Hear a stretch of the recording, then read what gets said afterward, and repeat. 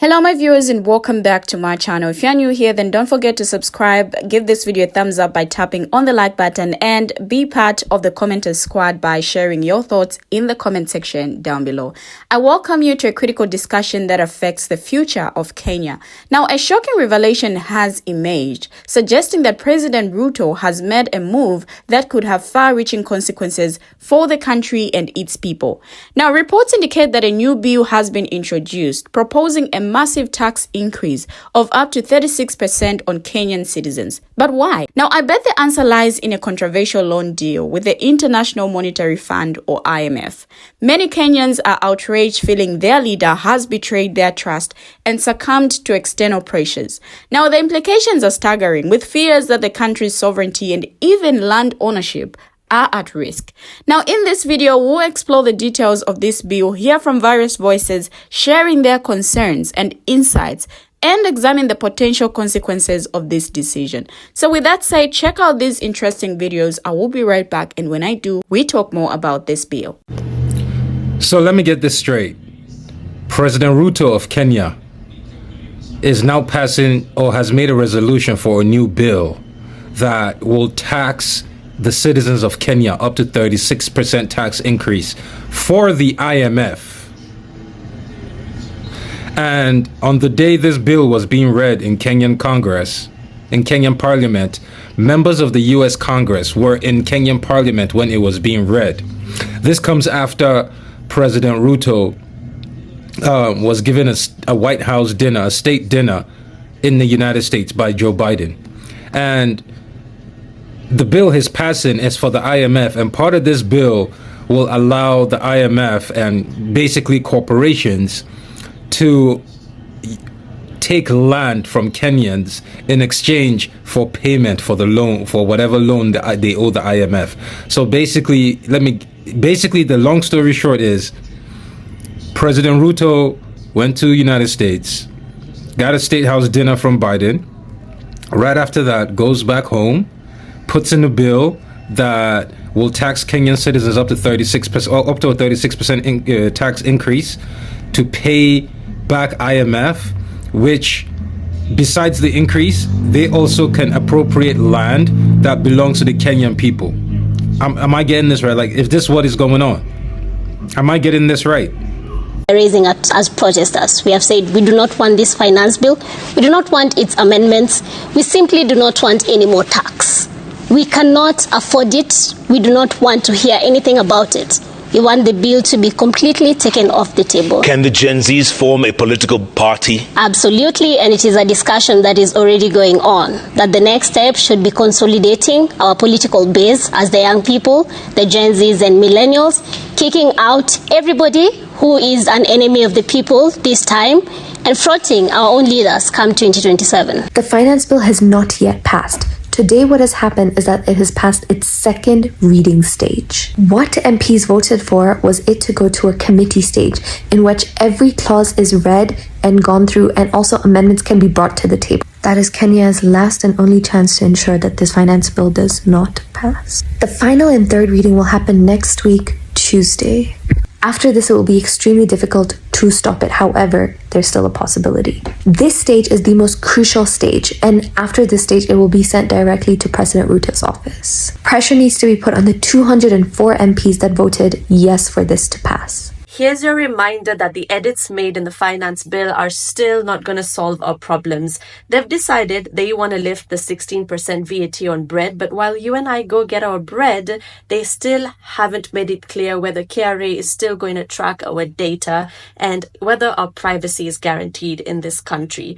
Not only that, the eco-levy tax. They did say that this is only going to apply to import goods. However, only 3% of diapers and sanitary towels are manufactured in Kenya, which means period poverty is still a thing, which means we will still not have access to basic things. Not only that, it doesn't end over there.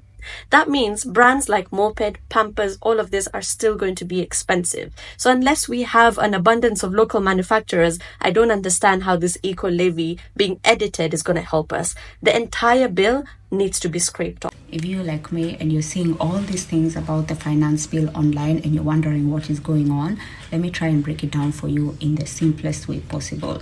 So the government of Kenya has decided that they need more money. And what better way to get money than to increase the taxes? Some of the things they've touched on is everyday commodities like bread, sugar, sanitary pads, motorcycle imports, and things like that.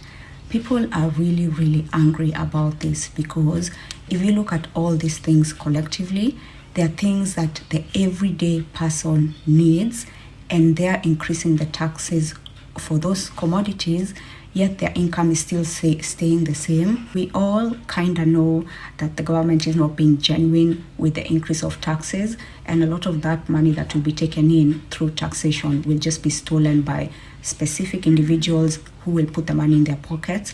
So people are like, nah, you guys cannot get this low to the extent of wanting to tax everyday commodities just so that you can have more money in your pockets. People are mad and they decided to protest about it because the hell.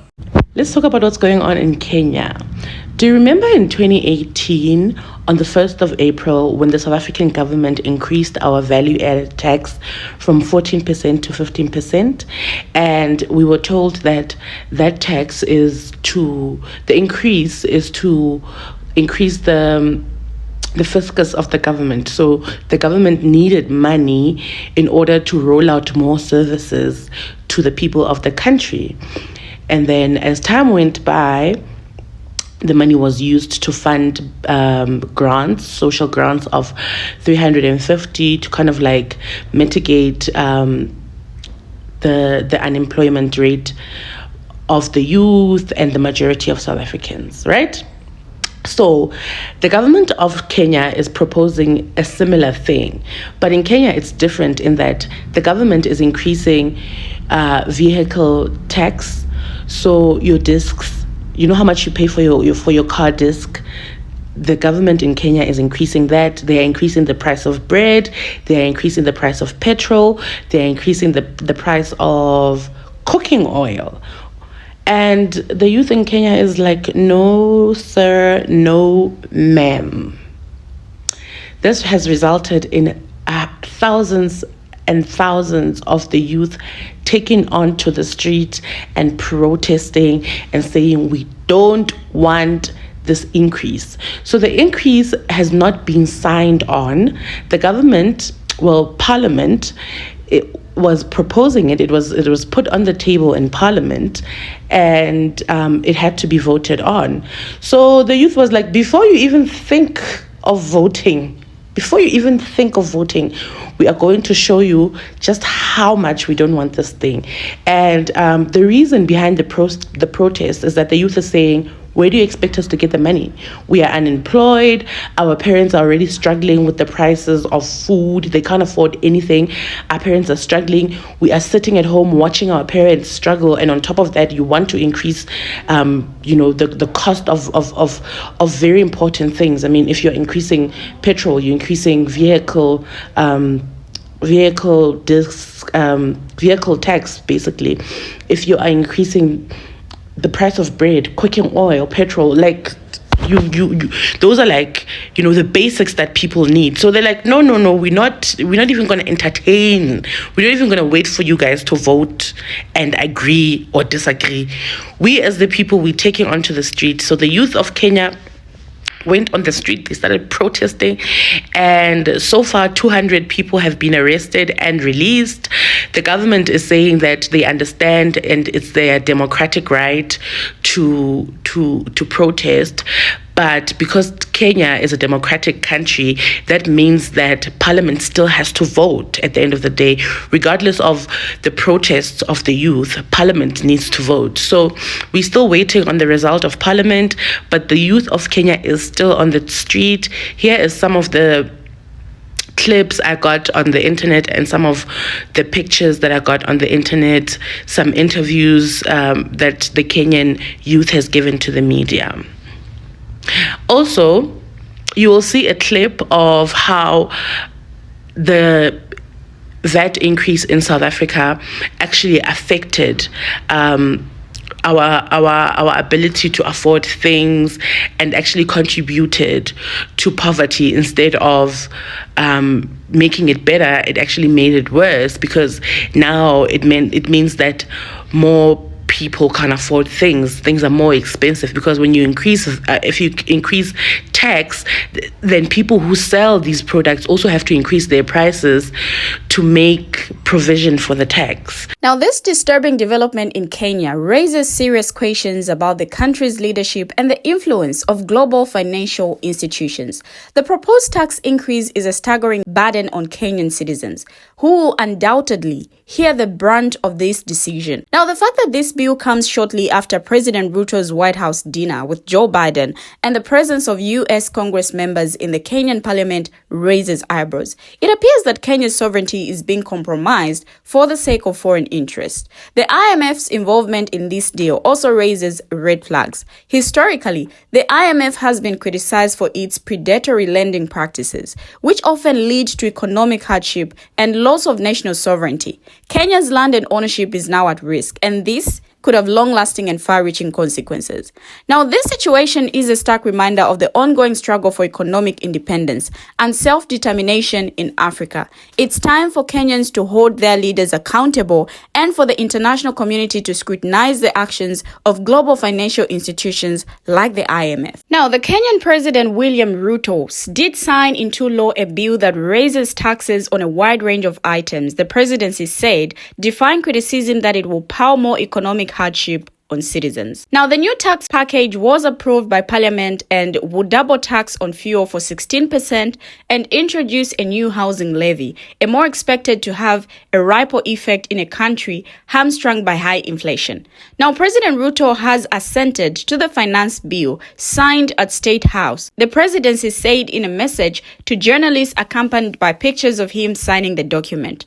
Ruto, who took office in September after a bitterly fought election, is seeking to fill the government's depleted offers and repair a heavily indebted economy inherited from his predecessor Uhuru Kenyatta, who splurged on major infrastructure projects. Now, Kenya is now sitting on a public debt mountain of almost $70 billion, or about 67% of gross domestic product, and repayment costs have jumped as the shilling sinks to record lows of around 140 to the dollar. Now, the new law, expected to generate more than $2.1 billion, will hike taxes on basic goods and services, including food and mobile money transfers. People who earn 500,000 shillings, $3,600 a month, will now pay 32.5% in income taxes, while those making 800,000 shillings, $5,700, will pay 35%, up from the current 30%. Now, sales tax for small businesses has also been tripled to 3%.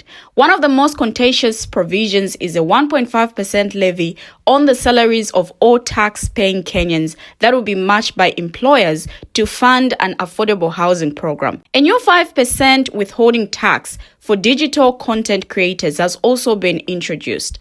Now, the opposition led by Ruto's rival, Raila Odinga, has threatened fresh demonstrations over the tax package, saying it will strain already squeezed incomes.